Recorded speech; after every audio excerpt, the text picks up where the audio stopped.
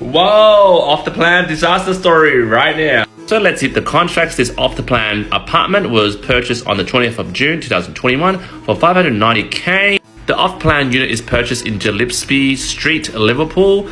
And I'm not going to tell you who's the developer, who's the agent, because he just hung up on the phone on me just then.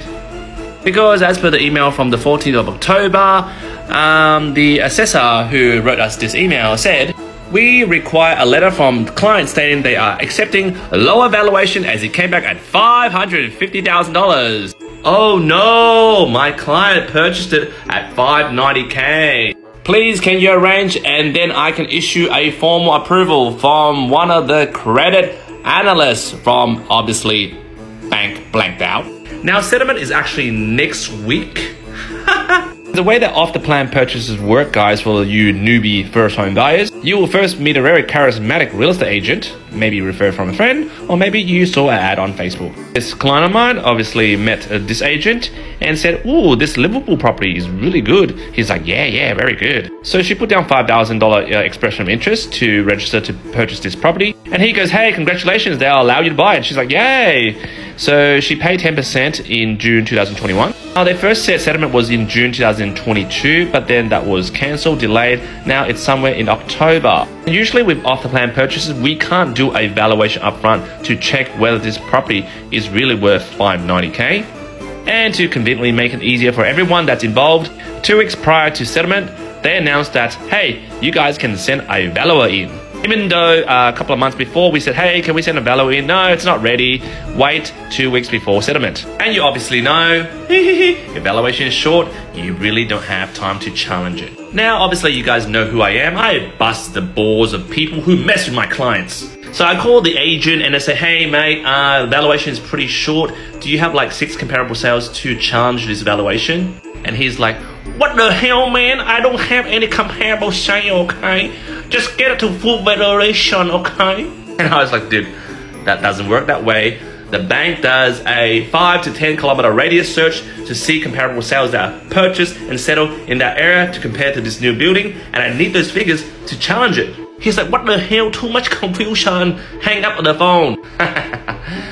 So what do? I call the client and she's like, what do I do? So, hey, calm down. I'll show you the options and you let me know whether you can do this. So basically, this was the original loan structure I did for her. Purchase price $590k. We're borrowing 80% at $472k. She's a first home buyer. And settlement is 25th October 2022, next week. And I'm so freaking nice. I also helped her with the first homeowners grant scheme, which means she gets 10k. I told her the new structure right now is, okay, the valuation is $550k, can't challenge it, don't have time, and plus I don't have figures to challenge it. Borrowing 80% will be $440,000. You purchase the property for $590k, you pay 10% deposit, which is $59k. The remainder is $531. So this amount is required. This amount is agreed by the bank at 80% of the new valuation. You are now short $91,000, whilst previously she was only short $59,000. So technically she is 32 grand short. And since this is an off the plan purchase, she will get the $10,000 grant. So she is technically out of pocket 22k. So I was like, hey, number one, do you have this money? If you don't, does your family have this money? Or number 3, worst case, I need to arrange a private and personal loan for you ASAP. So she's like, Mom, Dad, do you have like 32k? Oh, cool, you're gonna give me 50k? Sweet. Now, bless her karma, she has great parents. But imagine if she had poor parents. In this scenario, if her parents couldn't come up with the cash or she didn't have the cash for the, the difference, I could have got her a 90% loan against this property.